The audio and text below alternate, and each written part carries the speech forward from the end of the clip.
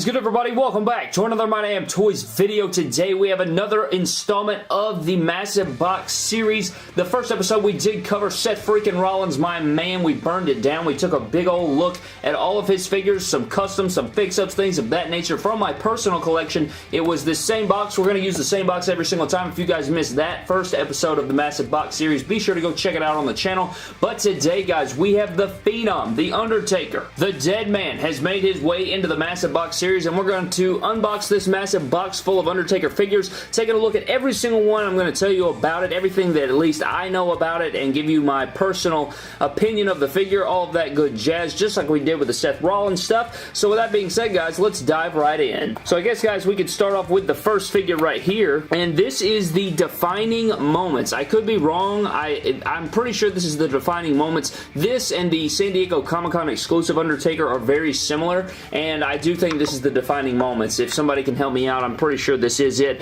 But I think this is one of the most underrated Undertaker figures they have ever made. I think it's highly detailed. I love the head sculpt. I love the Ministry Taker head scan. I love the big elbow pads. I just think this is a really sweet looking Undertaker. This is the reason that I use this Undertaker in my MDT Royal Rumble. The one I uploaded around the time of the Royal Rumble, you know, where Goldberg farted in Jason Jordan's face. If you guys missed that Royal Rumble, definitely go check it out on the channel. It's an action figure match, and it's not pick fed style. It's actually just a figure match, and I wanted to use this one, especially with the entrance gear on there, guys. This is a beautiful figure, so I wanted to do it justice, so this is the one I use, but great looking Undertaker. Next up, guys, we have the Elite 55 Undertaker. This is the Big Evil Undertaker. This is basically the re-release of the Elite 18, and I actually have my Elite 18 right here, but this one's all beat to hell. Look at that loosey-goosey arm right there. Jesus Christ.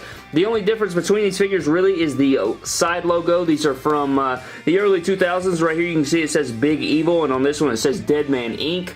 I actually thought about switching the legs. Since these are on ball joints, I may switch the legs on these and have my pretty much an Elite 18 remastered or restored, if you will, because this one's all beat up. I mean, the tattoos are falling off, the arms loose. I could probably repurchase an Elite 55 Undertaker way easier than an Elite 18, because the Elite 18 is one of the more rarer Undertaker figures. I haven't checked the price since the Elite 55 re-released, but I'm pretty sure that's accurate. So I'm pretty sure I could, you know, go buy another Elite 55, switch these legs, and that would work out better. But, you know, it is what it is. Great looking figure. I was super happy when they re-released this. Even though it's not an exact re-release, like I said, the side decal's different, but a great figure nonetheless. Both of these are terrific. Next up, guys, we have a fix-up of the WrestleMania 32 Undertaker, and this actually looks pretty similar. If you guys know, if you check your local Walmart, the WrestleMania 35 Undertaker looks pretty much just like this, but I made this way long before we got that figure, guys. This is the WrestleMania 32 figure, and I head swapped it for the basic 74 Undertaker, and this fix-up looks phenomenal. I think this is a perfect rendition of Undertaker. It kind of looks like his early or mid-2000s look. Not early 2000s, because obviously he was Biker Taker at that point, but mid-2000s, 2004, you know, when he returned to WrestleMania 20, this is kind of what he looked like then, and it looks just like the WrestleMania 35 Elite. Let me go ahead and grab it. It's actually not in the box. I couldn't fit it in the box, so I'll go ahead and grab it down. So it's kind of interesting, guys. I actually had an extra WrestleMania 32 Taker up there as well. So this is what the figure originally looked like. I took the basic 74 Undertaker, which is a basic, which is one of the best Undertaker head scan. I think it's the best Undertaker head scan.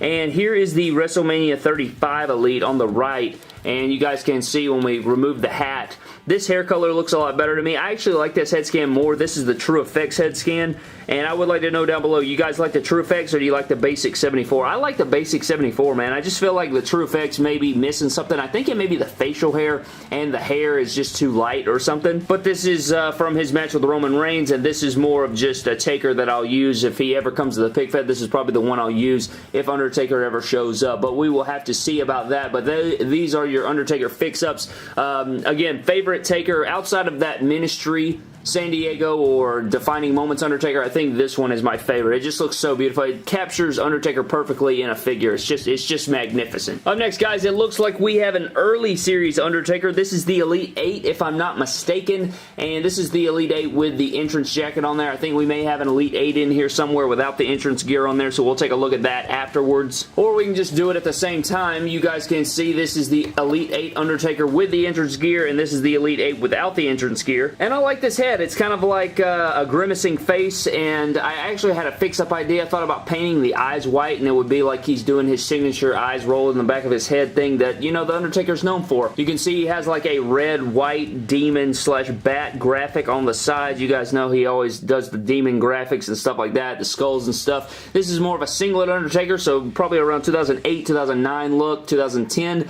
And it looks great. I'm liking both. I'm so glad I have, you know, two different versions. I have the entrance gear version, and then I have the one without. They both have the big elbow pad. They both look good, and they're actually both in great condition, so that is good. For an early series Undertaker, you can't go wrong with the Elite 8. Next up, guys, we have two different releases here, and I gotta find his hat. What happened to his hat? Here's the hat. Let's go ahead and plop it on his skull. So what we have here, guys, is two different releases of the Elite 23 Taker, and I don't know if you guys can tell, this is actually the Elite 23 Taker, and it's in a lot better condition than my, you guys remember that series? It was like Elite 40, not Elite 44.5, but it was something like that. I think it was called the Lost Legends series or something. You remember that one random time in 2015 or 2016 where they re-released a couple figures? It was like Chris Jericho, Kamala, HBK, Undertaker, Ultimate Warrior. I think T.A. Mangum may have been, or Magnum or whatever may be in that series. But this is the Lost Legends from that series, and this is the Elite 23 originally. And this one's so much better, guys, and I'm about to show you why. First of all, I think the head is more detailed, and secondly, this is a fidget spinner. Look at how bad that waist joint is. Look how loose that is. It's the most loose waist joint I've ever had in my entire collection. I love the pale skin on these Takers. It just replicates Undertaker from that time period so much better than later on in his career where, you know, he got tan and they would let him get dark and stuff, but look how terrible this is. I hate this. I want to repurchase this figure, but I've heard that people have had problems with this figure. If anybody knows how to fix this, please let me know. This is just terrible. I've been dealing with this ever since I bought the figure, but that is just atrocious, man. I like the Elite 23 much better. Older figure, probably more rare too, because this re-release is terrible, and especially if, you know, all of them have that defect on them. Just, yeah, man, just not good. Not good stuff, man. And this head sculpt's better anyway. Next up, guys, we have another Undertaker. I think this is from WrestleMania 30, where the streak was broken. He lost to Brock Lesnar. Obviously, where the streak came to an end, he's got the red and black coat. I hate this coat. I would like to buy one of the trench coats that we've seen. One of the, you know, the one that we saw on the WrestleMania figures. I would like to get one of those and then custom paint it. I don't think it would be that hard to do. Or I'll get somebody to make me one or something. I just hate these rubber coats, man. They're so pathetic and garbage. You can't even move them. Can't even move his arms. How's he supposed to walk down the aisle? And how's he supposed to choke slam guys and all that good stuff? With his entrance gear on, if he can't even move, man. On the sides, he's got his Taker logo. I always love the Taker logo. It looks so good. I love the red on there. It's got like a skull and like a whip chain going through it. It looks great, man. Good stuff. This is his head skin where he, you know, had the mohawk and stuff. I may repaint that. It kind of looks weird. I don't know. He also could use maybe some dark makeup under the eyes. And I'm actually going to be using one of the, I have an extra of this head sculpt. I'm probably going to use it to make a custom, which you guys will see in a few days maybe. But that is the WrestleMania 30 Taker, looking absolutely beautiful in the red and black. Next up, guys, we have another Taker, and I can't remember. Somebody help me out down in the comment section below. Which Undertaker is this? Is this where he took on CM Punk? I can't remember exactly which attire this is. But, or maybe Triple H, I can't remember. I think it's CM Punk though. He's got the yellow and the yellow and the darker yellow slash gray tones on there. It's got RIP Paul Bearer on the side there with the coffin. Very nice, paying homage to Paul Bearer. Great looking Taker figure. I like the shaved head look again here. This is that weird face he went through where he had the short hair, much like you saw in the WrestleMania 30. I think this is WrestleMania 29 Punk. Again, I could be wrong, so be sure to crucify me down in the comment section below. But there's that. Next up, guys, we have another Defining Moments Undertaker. This is the one without the entrance gear. You guys saw at the beginning of the video, we had the one with the entrance gear. This is without it, and I just love it, man. So detailed. I love the faded hair he has on the sides. The hair sculpt is one of a kind. It's just such good stuff, man. You got all these buckles and stuff going down on the boots. I mean, it's truly underrated. Just truly underrated, and it's shelf-warmed like a hose, so I feel so bad for the figure because it literally just rotted on shelves.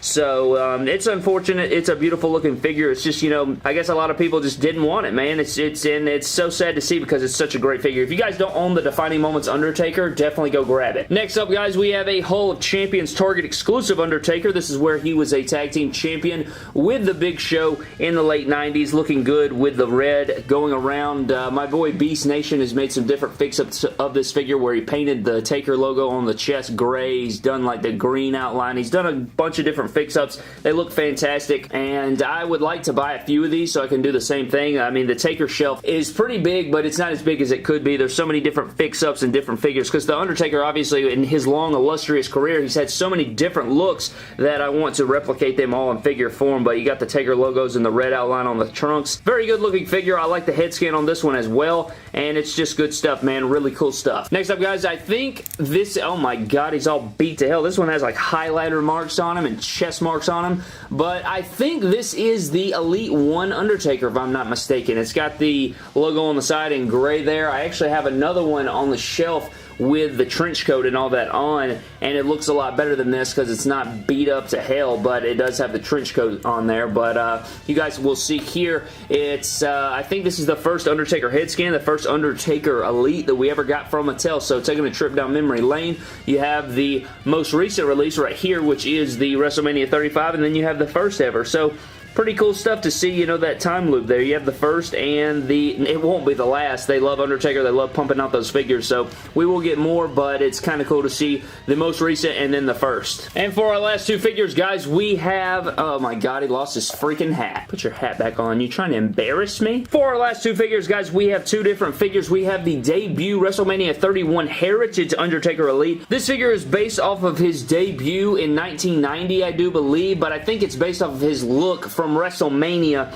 in 1991, if I'm not mistaken. You guys can help me out down in the comment section below. I know it was part of the WrestleMania Heritage line, which, you know, we just got the WrestleMania 33 Undertaker and the WrestleMania 35 line. This was the WrestleMania 31 Heritage line, but it is a kind of the way he, I think it was the way he looked at WrestleMania that following year, but it does match his exact look from Survivor Series, I think, when he debuted in 1990 in November or so. And then we have this fix up here, which is the same figure, except I took a SummerSlam basic Heritage throwback Undertaker from like 94 maybe, or maybe 92. I can't remember the year again. And I switched the arms on there, and it's a little bit later in his career. It's got the dead man eyes there, longer hair, darker hair looking, and Undertaker just looking crazy there. So when you put them all on the shelf, guys, it's really cool to see from the beginning of his career to the latter, and it's that's what I love doing with my shelves, is taking the beginning of their career, and as it progresses down the shelf, you can see them kind of developing, you know, telling their story, changing their gimmicks, changing their looks throughout their career,